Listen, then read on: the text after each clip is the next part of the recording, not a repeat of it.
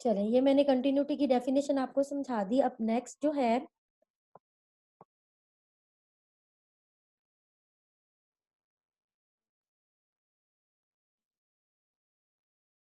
ये इसके बाद नेक्स्ट जौन-सा है यहाँ पर डिसकंटिन्यूटी क्राइटेरिया आ जाएगा कि वो आपको पता है कि क्या है कि जब x minus C less than delta हो और वो आपको क्या दे F of X minus F of C greater than epsilon. ठीक है?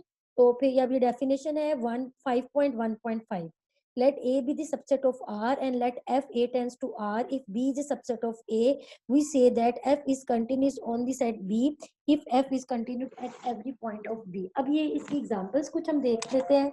5.1.6 एग्जांपल्स है। The constant function f of x is equal to b is continuous on R. ठीक है, इसका मतलब क्या है कि कांस्टेंट फंक्शन कंटिन्यूस रहेगा हमेशा। क्यों? उसकी फंक्शनल वैल्यू भी वही है और उसकी लिमिटिंग वैल्यू भी वही है, सेम आ रही है दोनों। तो फंक्शन आपके पास क्या होगा? कंटिन्यूस होगा। फिर अभी एग्जांपल में बताया हुआ है कि g of x is equal to x is continuous on r। तो अब इसकी फंक्शनल वैल्यू x है और इसकी लिमिट आप अप्लाई करेंगे x tends to c g पे, तो फंक्शनल वैल्यू लिमिटिंग वैल्यू भी आपके पास c ही आ जाएगी। फंक्शन आपका क्या हो जाएगा? कंटिन्यूस है। सिमिलरली फंक्शंस जो c पार्ट में है h of x is equal to x square, ये भी कंटिन्यूस है। ठीक है, और फंक्शन जो है 1 ओवर x, ये भी कंटिन्यूस है। ठीक है, नेक्स्ट चलते हैं हम।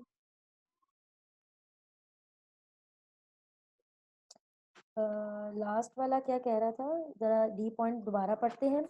तब जो फंक्शन फाइव ऑफ एक्स है 1 ओवर एक्स, ये कंटिन्यूस है ऑन ए।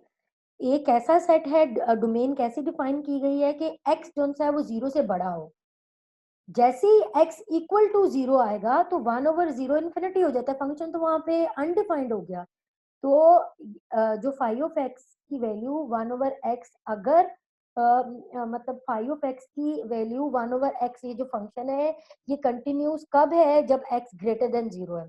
और अगर एक्स इक्वल टू जीरो है तो फंक्शन कंटिन्यूस नहीं है, फंक्शन डिसकंटिन्यूस हो जाएगा।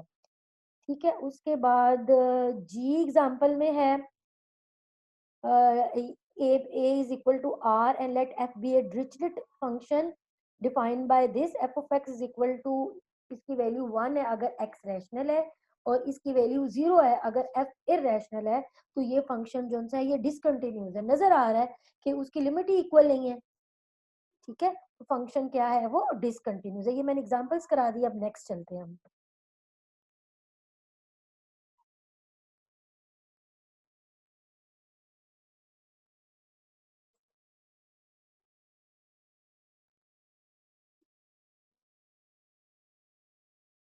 ठीक है, अब नेक्स्ट है आपका 5.2 कॉम्बिनेशंस ऑफ कंटिन्यूस फंक्शंस। ये जी नेक्स्ट है।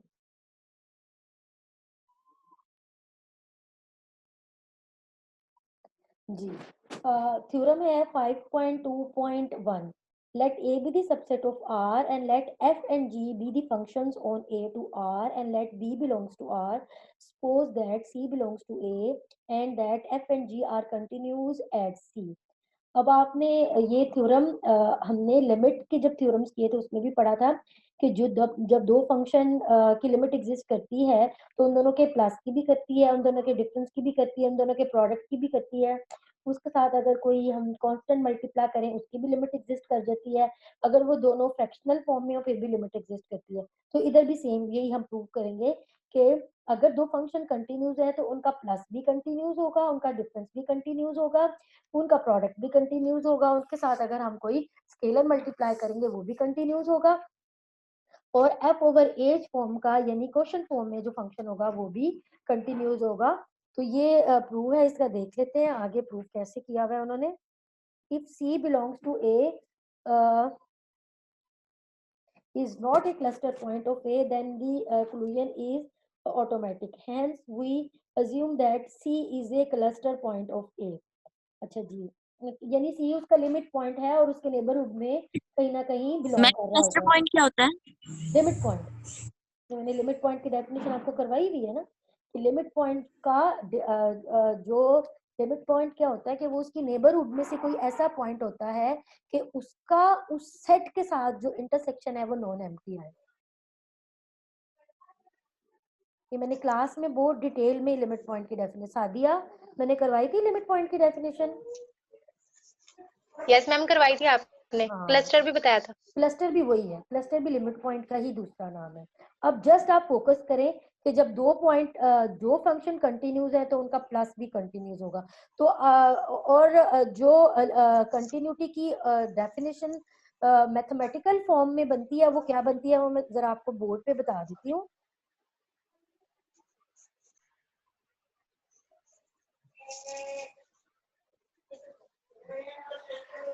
सर आप अपने माइक सारे ऑफ करें। हाँ जी, तो अगर limit x tends to c f of x आपके पास f ऑफ c के इक्वल आए तो इसका मतलब क्या है, लिमिट फंक्शन कंटिन्यूज है।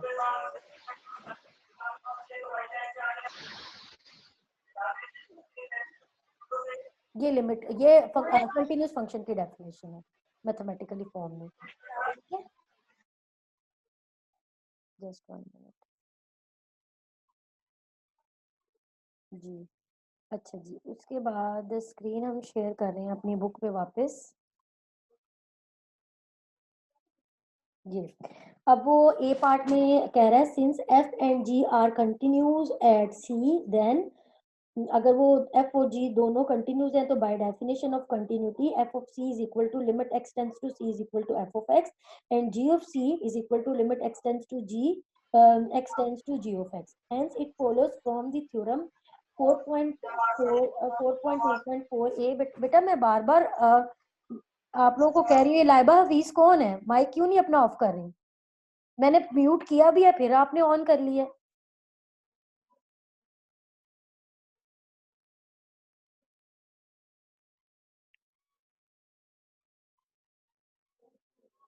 जी, सो ये आपके पास जो थ्योरम 4.2.4 का ए पार्ट है उसमें भी ये लिमिट ही बताई हुई थी ना कि लिमिट जो है वो बारी बारी दोनों फंक्शंस पे अप्लाई हो जाती है। तो जब वो बारी बारी दोनों फंक्शंस पे अप्लाई होगी, एफ पे भी अप्लाई होगी, जी पे भी अप्लाई होगी, तो एफ की लिमिट एफ ऑफ सी आ जाएगी, जी की लिमिट जी ऑफ सी आ जाएगी, और उन दोनों को F of C plus G of C को हम इस फॉर्म में लिख सकते हैं कंबाइंड फॉर्म में कि एफ प्लस जी ऑफ सी। तो इसका मतलब क्या है कि फंक्शन एफ प्लस जी जो है वो कंटिन्यूज है एट सी पे। ठीक है, तो अब इसका जो बी इसका जो एफ माइनस जी है वो भी सेम, एफ इंटू जी वो भी सेम, और बी एफ भी इसी पैटर्न पे आपने लिमिट वाले पैटर्न पे इसको सॉल्व कर लेना है। और सिमिलरली इसका जो है सॉरी जो कोशंट वाला है वो भी आपने ऐसे ही कर लेना है। मैंने करवाई हुई है सारी चीजें, तो जो करवाई हुई है वो आपने खुद से करनी है। ठीक है, उसके बाद पोलिन एग्जांपल्स है polynomial functions. If p is a polynomial function so that the p of x, polynomial function आपको पता है किस फॉर्म में होती है, a n x n plus a n minus 1 x n minus 1 plus so on a 1 x plus a naught for all x belongs to R. Then it follows from the example 4.2.5 that pc is equal to limit x tends to c p। यानी इसका मतलब क्या है कि polynomial function की limit भी exist करती है हर पॉइंट के ऊपर, और फिर उसको कंबाइन करके प्लस करके ऊपर वाले थ्योरम से अगर दो वैल्यूज का दो फंक्शन का प्लस कंटिन्यूज है तो तीन वैल्यूज का भी प्लस कंटिन्यूज है और एन वैल्यूज का भी प्लस कंटिन्यूज होगा। तो पोलिनोमियल क्योंकि एंड फंक्शंस को हम ऐड कर लेते हैं तो इस वजह से ये पोलिनोमियल फंक्शन भी कंटिन्यूज होगा। उसके बाद रैशनल फंक्शंस बताए हुए हैं। सो ये we infer that a rational function is continuous at every real number for which it is defined. यानी कि रैशनल फंक्शन भी कंटिन्यूस होते हैं बट रैशनल फंक्शन का जो डिनोमिनेटर होता है वो does not equal to zero होगा तो ही फंक्शन कंटिन्यूस होगा। जैसे ही फंक्शन अनडिफाइंड होगा तो हम उसको क्या कहेंगे कि वो कंटिन्यूस नहीं है। सी एग्जाम्पल है आपके पास we shall show that sine function is continuous on R, cosine function is continuous on R। ठीक है, तो